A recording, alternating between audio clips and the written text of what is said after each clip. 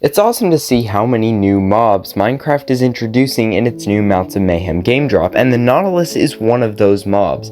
I recreated it in LEGO a month ago so that I could make a Mounts of Mayhem build, and today I'm giving you a tutorial on how to build my version of it. So let's get into it. So these are the pieces I used for my version of the Nautilus.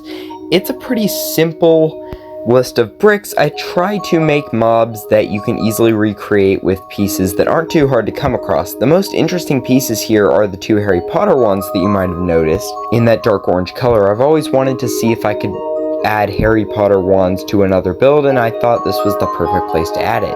So you want to start off with that 3x3 white plate and then start building up the Nautilus, and basically it's going to be built in a bunch of different layers, and I'm using the orange and white to create that pixelated look that the Nautilus has.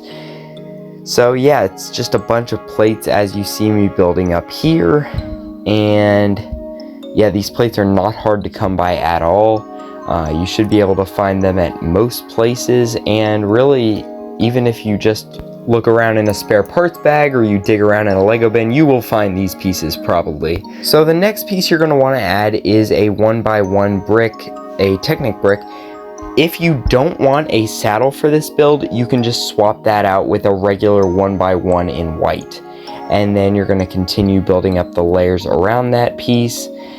But yeah, basically the first place I look when I'm looking to build these mobs is my spare parts bag, which is just a bunch of little pieces, because you want to add as much detail on these little mobs as possible.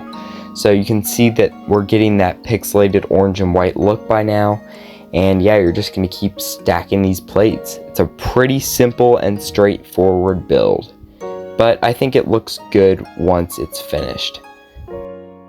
And finally, we're going to add one last layer of plates on top of this whole thing, and after that, it's time to tile this build off. I'm curious to see how LEGO goes about building the Nautilus when they inevitably add it to a set, because I really like the way this new wave has shown the new updates. So yeah, I'm interested to see what they come up with. And that is the main Nautilus shell build, so it's time to move on to a subassembly.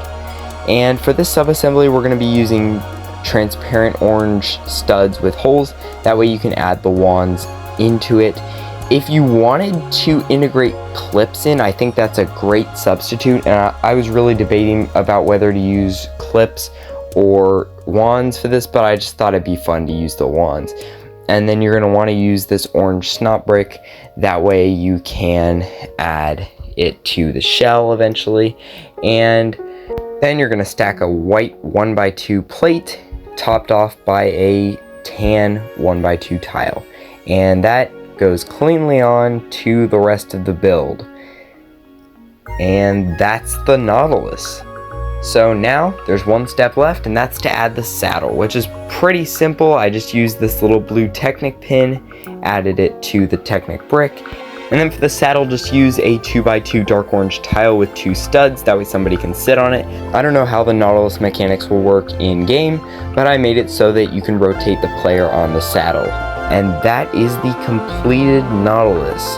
Tell me what you think of it, and I hope you get to use this in one of your builds.